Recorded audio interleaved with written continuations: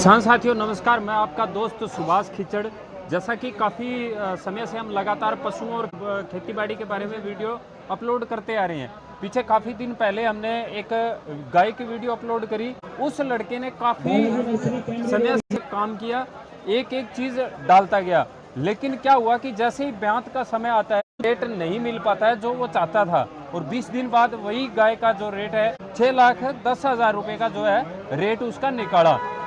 सबसे पहले तो मैं सब पशुपालक भाइयों को नमस्कार करता हूं और आपका धन्यवाद करता हूं। तो सब पशुपालक भाइयों के लिए ये जानना ज़रूरी है कि जब तक आप पशुपालन को वैज्ञानिक तरीके से नहीं करोगे तब तक आप उसका मुनाफा किसी से पर्सन से या जिसका भी आप यूट्यूब पे वीडियो देख रहे हो या इंस्टाग्राम पे वीडियो देख रहे हो, इनको जानना बहुत ज़्यादा ज़रूरी है कि वेदर उस पर्सन के पास वो उस टाइप की क्वालिफिकेशन है या नहीं है। क्योंकि आजकल मैं काफ़ी समय तक ये देखता हूँ कि काफ़ी लोग ऐसे लोग भी हैं जो अनक्वालिफाइड हैं इस फील्ड के अंदर, लेकिन वो दूसरों को ज्ञान दे रहे हैं। और वो ज्ञान कहाँ से ले रहे हैं? SGPT वगैरह से।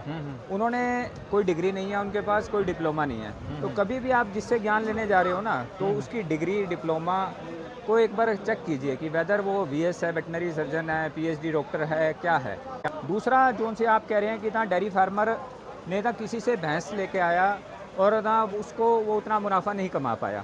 अब रीज़न बीइंग क्या है कि ना सबसे पहले तो हमें ब्रीड के ऊपर काम करना पड़ेगा कि जितनी ज़्यादा आप अच्छी ब्रीड लेके आओगे तो ब्रीड के बिना तो कोई भी काम नहीं होने लगा। तो हम ब्रीड को हम सुधार कर सकते हैं। तो अगर मान लो ब्रीड ही आप अच्छी नहीं लेके आए, पशुपालन कोई भी डेयरी फार्मर है वो क्या करता है कि सस्ते के चक्कर में रह जाता है। लेकिन आज के डेट में अगर आप अच्छी मुर्रा की भैंस लेने जाओगे तो 1 लाख प्लस से ही मिलेगी आपको, 1 लाख से नीचे की कोई मुर्रा मिलेगी ही नहीं। और उसमें भी आपको ना कुछ उसके कैरेक्टर्स देखने जरूरी हैं कि उसका ना सींग कैसा है, उसका पेल्विक ग्रिडल कैसा है, पुट्ठे कैसे हैं, उसका थन का आकार कैसे है, थनों के अंदर कोई गांठ वगैरह तो नहीं है।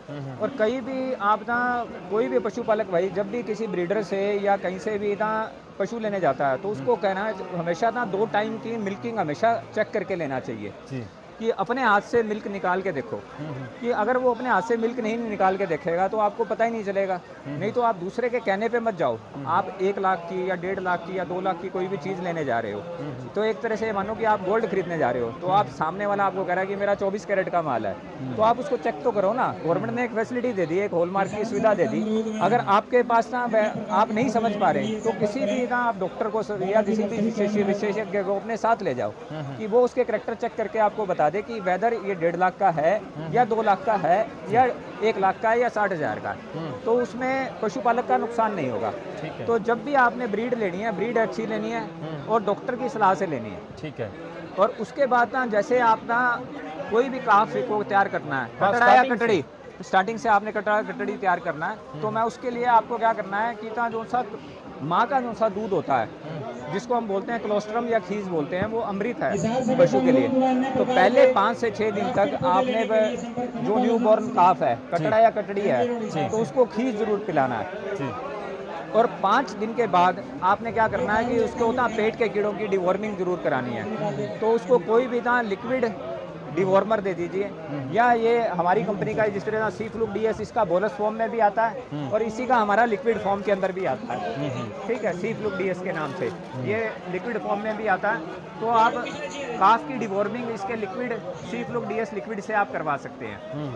और बड़े पशु के ये नहीं है कि आपने छोटे पशु की डिवॉर्मिंग करानी है, बड़े पशु की भी डिवॉर्मिंग करानी है। क्योंकि आप ये देखो कि बच्चे के पेट में कीड़े आएंगे कहाँ से? क्योंकि वो माँ का दूध पी रहा है। अगर उसकी माँ के पेट के अंदर कीड़े हैं तो ही बच्चे के पेट में आएंगे।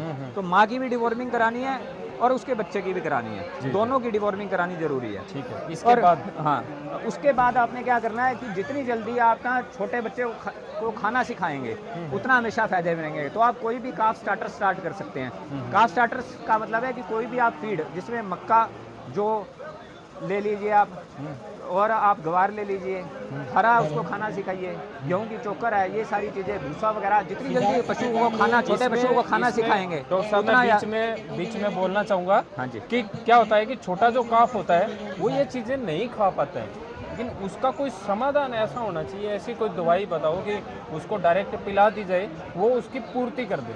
वो क्या है, सारी चीज़ें, कुछ चीज़ों का नेचुरल प्रोसेस होता है। आप ये सारी चीज़ों को अगर आप मान लो, आप पशु को 2 महीने तक थोड़ी दवाई पिलाते रहोगे, क्या होता है कि ना पशु को जितनी जल्दी एटलीस्ट ना छठे 7वें या 10वें दिन तक उसको होता चारा डालो, गेहूं की चोकर डालो, आटा डालो।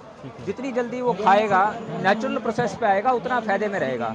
अगर मान लो उसको कोई भी दस्त वगैरह लग रहे हैं तो आप ना उसमें लीवर टॉनिक आप शुरू कर सकते हो कि ना लीवर टॉनिक ले लीजिए। जिस तरह ये बफली एमएस आता है, ये आपका जिस तरह मान लो पशु का छोटा काफ है, तो मान लो उसका वेट है आपका 50 किलो, तो 50 किलो है तो आपने था उसका हाफ कर लो, तो 25 हो गया, तो 25 ml देना है ये आपने छोटे काफ के अंदर। ठीक है। और अगर मान लो उसको दस्त लग रहे हैं, दस्त लग रहे हैं तो इसका मतलब अगर 50 किलो है तो 50 ml देना है आपने।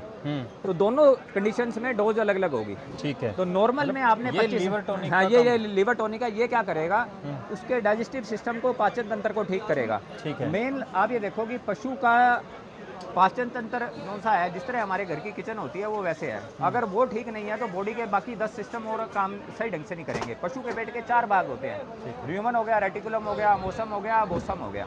ठीक है। तो अगर पाचन तंत्र ठीक है तो ये वहाँ से चीज़ डाइजेस्ट होके ब्लड के अंदर जाएगी, खून के अंदर जाएगी और वो सारी बॉडी को एनर्जी देगा। अगर उसका डाइजेस्टिव सिस्टम ही खराब है, लीवर ही खराब हो गया, तो कोई भी आपकी बॉडी का सिस्टम ना ह्यूमन में ना पशु में काम कर पाएगा। और साथ में आप क्या कर सकते हैं कि मल्टीविटामिन कोई भी ऐड कर सकते हैं। जैसे हमारा आता है ये टिटास गोल्ड लिक्विड आता है, ये छोटे पशु को आप 5 ml दे दीजिए। छोटे पशु को 5 ml देना, सिरिंज में भर के उसके मुंह में डाल दीजिए टिटास गोल्ड को, 5 ml देना है। तो ये आप ना शुरू कर सकते हैं, ये दोनों प्रोडक्ट आप शुरू कर दीजिए। और साथ में जितनी जल्दी उसको खाना सिखाएंगे, मैं बार बार यही बात रिपीट कर रहा हूँ, उतना आप पशुपालक के लिए फायदेमंद रहेगा। ठीक है। आप सारी चीज़ों ये साथ में एज ए स्पोर्टिव थेरेपी आप यूज कर सकते हैं। मान लो उसमें कोई बीमारी आ रही है, मान लो पशु को दस्त लग रहा है, तो आप लीवर टॉनिक स्टार्ट कर दीजिए। ग्रोथ के लिए आप मल्टीविटामिन शुरू कर दीजिए। लेकिन आप सोचो कि ना अब पशु ना जो चीज़ें ना उसने प्रोटीन लेना है, कार्बोहाइड्रेट लेना है, लिपिड लेना है, वो सारी चीज़ें हम दवाइयों से पूर्ति कर लें, वो आप उसकी डिपेंडेंसी कर रहे हैं दवाइयों के ऊपर। तो उसकी वजह जितना उसको नेचुरल तरीके से रखेंगे, साथ में इनको एडिटिव ऐड करना है। ठीक है। एज ए स्पोर्टिव ऐड करना है, इसको मेन कोर्स नहीं लेना। बात समझ गए ना, कि जिस तरह हम मेन कोर्स में रोटी खा रहे हैं, कि हम मेन कोर्स में दवाई थोड़ी खाएंगे रोज। नहीं। समझ गए ना। डिवॉर्मिंग बड़े पशु की साल में चार बार करानी है। और साल में 4 हाँ, साल भर। जो से परजीवी होते हैं ना, वो बेसिकली ना बहुत चालाक होते हैं। 4-5 टाइप के परजीवी होते हैं। जिस तरह हमारे जो सा हरियाणा के अंदर है, जहाँ भी नहरी पानी लगता है वहाँ लीवर फ्लूक के काफ़ी केस आते हैं, जिगर के आकार के कीड़ों के, या फीता कृमि, राउंड बॉम या हुक बॉम के केस आते हैं। तो उसमें आप क्या करें कि पहले ना सी फ्लूक DS दे दें, ठीक है, इसको गुड़ के साथ दे दें। ठीक है। और तीसरे महीने के बाद फिर आप ना इसमें ना कैटमैक प्लस बोलस आती है, यानी कि 3 महीने का जो 3 महीने के बाद आपने सोल्ट चेंज करना है। सेम सोल्ट नहीं रखना। जितना आप सोल्ट को चेंज करेंगे इसमें रेजिस्टेंस डेवलप नहीं होगा। पशु के ब्यात से पहले हम कैल्शियम शुरू करते हैं, तो कैल्शियम तो बहुत सारी कंपनियों की आई हुई है, तो आपकी कैल्शियम में क्या ऐसी खूबी है कि हम वो कैल्शियम लेकर के खिलाएं पशु को, क्या काम करेगा? देखो, पशु को क्या उसका ट्राइमेस्टर होता है, 3 ट्राइमेस्टर होते हैं। ठीक है। तो लास्ट के जो से 3 महीने हैं, वो उसमें क्या होता है कि उसका भ्रूण है बच्चे का, ठीक है, उसका वेट 40 किलो से लेकर 50 किलो तक हो जाता है। ठीक है। 3 महीने में इतनी ग्रोथ होती है। लास्ट के 3 मंथ में, 7वें महीने से 10वें महीने कैल्शियम शुरू कर सकते हैं। कैल्शियम आपने शुरू करना है। तो कैल्शियम आप किसी भी लिक्विड कैल्शियम को ले लीजिए, लेकिन कैल्शियम जो भी दे उसमें ये देखिए कि मैग्नीशियम है या नहीं है। कैल्शियम के साथ मैग्नीशियम बहुत ज़्यादा ज़रूरी है।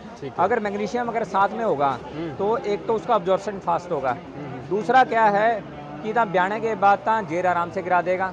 कई बार पशु ब्याने के बाद नीचे बैठ जाता है, मिल्क फीवर का केस हो जाता है, जिसको हम बोलते हैं दूध का बुखार होता है, वो केस नहीं होगा। ठीक है। और साथ में कई बार पशु ब्याने के बाद नेगेटिव एनर्जी में चला जाता है, वो भी केस नहीं होगा। प्रोलैप्स का केस नहीं होगा। सबसे ज़्यादा होता है कि कई आजकल मेरे पास कई पशुपालक भाइयों के फ़ोन आते हैं कि ब्याने के बाद पशु पीछा दिखा रहा है, फूल दिखाना, कई बार योनी बाहर निकल जाती है, मलाशय बाहर निकल गया, तो ये सारी चीज़ों का समाधान हो जाएगा। तो उसके लिए आप श्योरलैक जेल आती है ये हमारी, ठीक है, श्योरलैक जेल आती है ये आप जब भी पशु आपका ब्याने वाला है, ब्याने से 3 दिन पहले शुरू कर दीजिए। इसमें कैल्शियम, मैग्नीशियम आयनिक फॉर्म के अंदर है, साथ में विटामिन C है और फॉस्फोरस वगैरह भी है। तो ये ब्याने से आपने 3 दिन पहले शुरू करना है। रोज़ एक बोतल 300 ml की पिलानी है, या तो डायरेक्ट उसके मुंह में डाल के दे दीजिए, या तासले के अंदर जो भी आप चाट माखर दलिया वगैरह डाल रहे हैं तो उसके अंदर ये डायरेक्ट डाल के मिक्स करके पशु को दे दीजिए। मैंगो फ्लेवर के अंदर है, आम के स्वाद के अंदर है, पशु आराम से ले लेगा। और ब्याने के बाद भी आपने 2 बोतल लगातार देनी है, ब्याने से 3 दिन पहले और ब्याने के बाद 2 दिन तक लगातार, टोटल 5 दिन का कोर्स है। अगर ये आप पिलाएंगे श्योरलेग जेल तो पशु आपका एक तो आराम से भी आ जाएगा, जेर नहीं गिराए, रुकेगी नहीं, जेर आराम से गिरा देगा, जिसको या दूध का बुखार बोलते हैं उस टाइप का केस नहीं होगा। ठीक है, पशु नेगेटिव एनर्जी में नहीं जाएगा।